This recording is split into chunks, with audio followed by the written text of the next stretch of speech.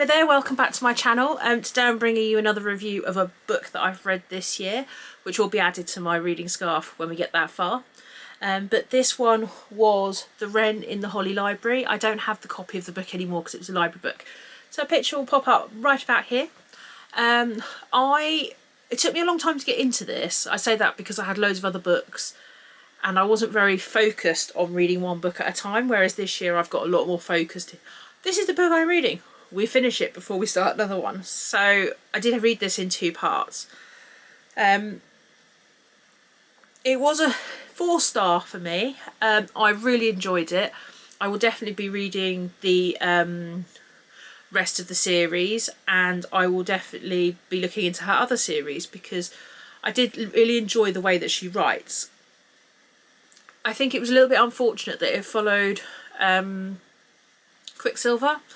Quicksilver was a 5-star and it kind of was the one to watch, and as it was the first one of the year, it's like, oh my goodness, everything's going to have to match up to this. And I think it did a really good part. I've really got into my romantasy, and this one didn't disappoint either. I love the romantic parts of it. The fact that so it starts with 2 characters, Curse and Graves, and Graves gets Curse because he needs her for a job and she needs the money. So they negotiate a deal where she gets enough money to keep her, to keep her going for a very long time, in exchange for her getting something for him from the 3rd floor.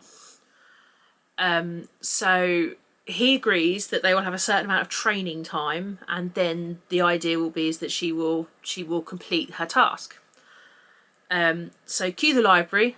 Love the fact it's got a library in it. So he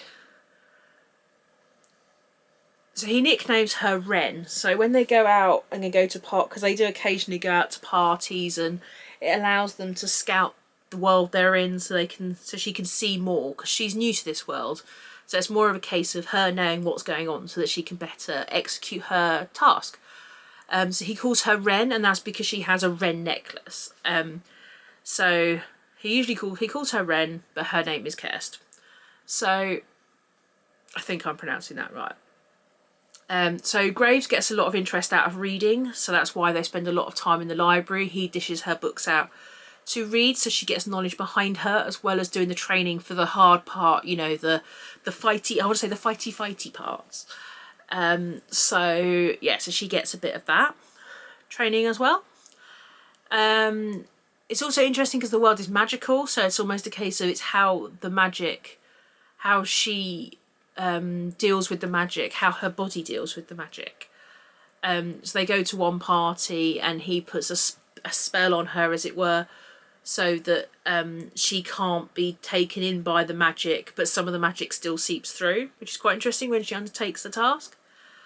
So it does get very interesting. So they spend a lot of time in the library. They spend a lot of time out competing. The other part of the deal is that she's not allowed to communicate with anybody from home, which she finds really difficult. He takes her phone away. She has a burner phone, as it were, which means that she can contact, so Grace can contact her, and I think it's like one other person. But she's given the number to somebody at home, which then becomes apparent and it gets a bit awkward. But they also are looking at, they also do a little bit of a test on her to see whether she has any magical abilities, whether she's different, she's not human. So it's interesting to see how her DNA makeup is throughout the book. I like the fact that you get a big part of the Graves and Keir story, and then you get interludes every so often, which takes you through to the next part. And those interludes are generally in the doctor's office, or generally with another character that you've already met at a different time, so when they're not there. So it's getting a different point of view, which I thought was really interesting. The writing style of this was really good. I love the fact that it did flow, but it didn't flow quite as well as Quicksilver, but I still absolutely loved it. I still had a really great time. I would still read anything that is K.A. Linde. as I say, I've already started looking into the Dragon House series. I've already got the second book of the one that follows the Wren in the Holly Library ready to read, but as I say, I probably won't get to that till next month now. But that'll be a video all of its own. Yeah, so I really can't wait to share the rest of the journey with you, because I'm not sure at the moment, depending on how the first one ends, as to whether it's still going to be Graves and Cursed in the next one, or whether it'll be different characters with a slight link to the first one. I don't know how it's going to go yet, so I'm really interested in finding that out. There's also the third one, but that's not out till, I think it's June it comes out. I will I'll put something on the screen if I'm wrong, but I think it's June, this June. So I can't wait to get my hands on that one as well. Just because it was a really interesting read and I really enjoyed it.